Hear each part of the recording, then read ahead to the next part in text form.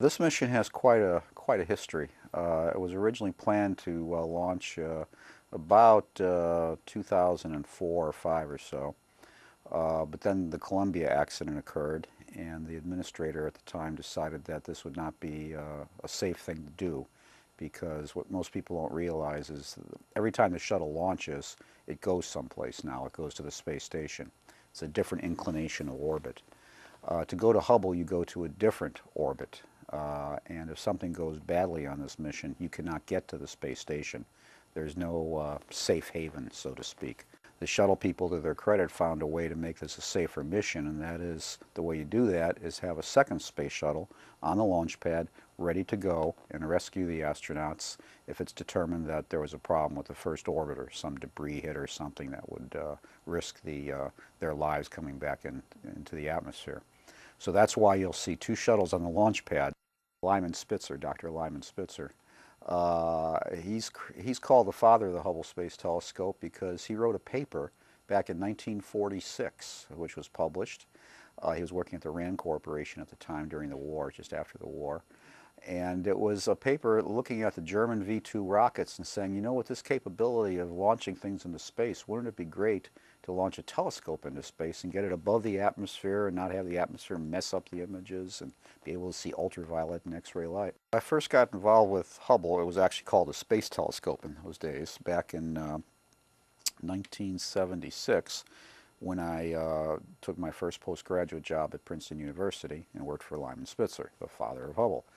I wasn't working on Hubble in those days, Lyman Spitzer was, but I was involved in lunchtime conversations, so I got sort of a dose of Hubble from 76 to 78.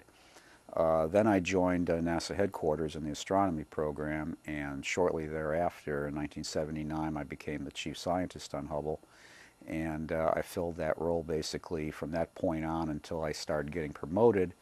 But I've never been in a job since then where Hubble wasn't under my purview, so to speak. So I guess 31 years of direct purview and 3 years of pre-graduate work, so to speak. We got to the launch date in April of 1990, and I'm positive that if we all had written down the 100 most likely problems with the Hubble Space Telescope, if everybody involved with Hubble had written down those top 100, not one of them would have listed the mirrors the wrong shape.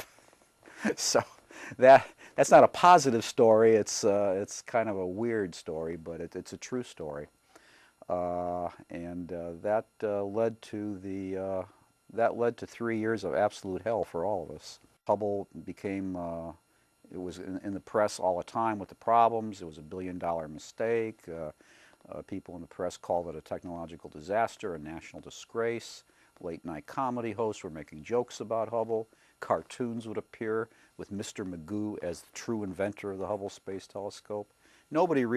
People tried to cancel it. In the meantime, the Hubble team, we worked quietly for 3 years. We promised back in 1990 that we had a way to fix it. We put a new camera in with corrective optics in it that would cure the optical problem. Nobody believed us, but we promised that we'd do it, and would do it by December '93. And we launched the mission, SM-1, on December 2nd. I'll never forget that day, 1993. And after 5 EVAs, spacewalks, the astronauts came home, and about 2 weeks later, we took off the bandages from our eyes, and suddenly Hubble was fixed. It was totally fixed. Hubble, we knew Hubble was going to be important even before it was launched because it represented a factor of 10 times more power to astronomical capability in terms of resolution, how sharp the images, in terms of how faint you could see, than any current ground-based telescopes back in 1990. 10 times doesn't sound like a lot, but it's a huge number in astronomy. The last time we went a factor of 10 in capability to see the sky was all the way back in the 1600s when we went from the eye to Galileo's telescope. That represented a factor of 10 increase in capability. Well, was that important? Well, let's see. Before Galileo, we believed the Earth was the center of the universe and everything rotated around the Earth and nothing could go around any other object. They all had to go around the Earth. Galileo, one of the first things Galileo did was pointed his telescope at this bright light in the sky. He didn't know it was Jupiter, but it was Jupiter. And he saw 4 dots. And the next night he saw that they moved. And then after night, he saw that they went around Jupiter. Well, this can't be. This is not what our textbooks say. It basically led ultimately to the Copernican revolution, the Renaissance, and the way we look at ourselves. I mean, it had profound effects on society, the way humans looked at themselves. It was a scientific, a philosophical, a psychological, a theological result. We knew Hubble would have some effect, but nobody could have predicted it becoming an icon, a world icon in terms of science, in terms of education. You can't pick up an astronomy textbook any place on Earth, I maintain, if it's been published in the last 10 years. And it doesn't matter if it's published in Arabic, English, Spanish, Lithuanian, or whatever. I guarantee you that book will be filled with Hubble images because they have become the standard for excellence. In addition, Hubble's been adopted by the American people, especially school children. When the final servicing mission was canceled a few years ago, kindergarten kids, grade school kids were writing in postcards saying, please save the Hubble, save our telescope. It's just become part of American society. I maintain that the 300 million Americans, if the average American knows or has heard of one scientific project or instrument in their entire lives, if it's only one, I'll bet you that would be the Hubble. I've seen all of the Hubble launches. I've seen a lot of shuttle launches, but the Hubble launches, of course, are special. Knowing that this is the last one, knowing that I've spent an entire lifetime on this, it will be a lot of nostalgia, but I won't feel any pain because there are many things that people can work on in their careers. I could have gone into other fields. I could have been an engineer, and maybe my contribution to society is I could have designed the first cell phone that broke the 3-ounce barrier, and only weighed 2.95 ounces. In 100 years from now, maybe my grandchildren would consider that a major breakthrough. I have a feeling 100 years from now, Hubble's still going to be in the history books. And knowing their granddad worked on Hubble and was heavily involved in it, I think leaves a legacy that I'm kind of proud of.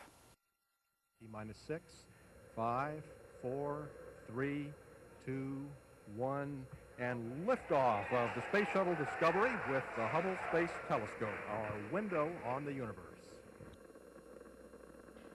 Mission Control, Houston. Roll program. Roger, roll, Discovery. The roll maneuver. Sure looks like I want to go to starboard. Yeah, I'd go ahead. And we see first motion. Looks good.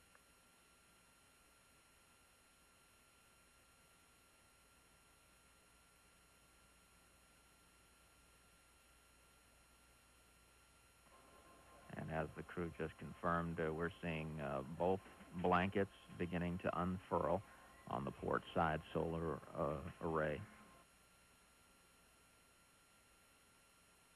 So far we see good smooth motion both sides. Go to filter state. We concur, Charlie. Sorry, I was taking pictures. You want? I may have missed your call. You want to go ahead and do RMS power down so we can get the guys out of the airlock set up for them? But that's at your convenience, Steve. But once we do have the RMS stowed, then we'll back out of EVA. Okay. I'll tell you what. We'll spend just a few more minutes then getting some pictures here.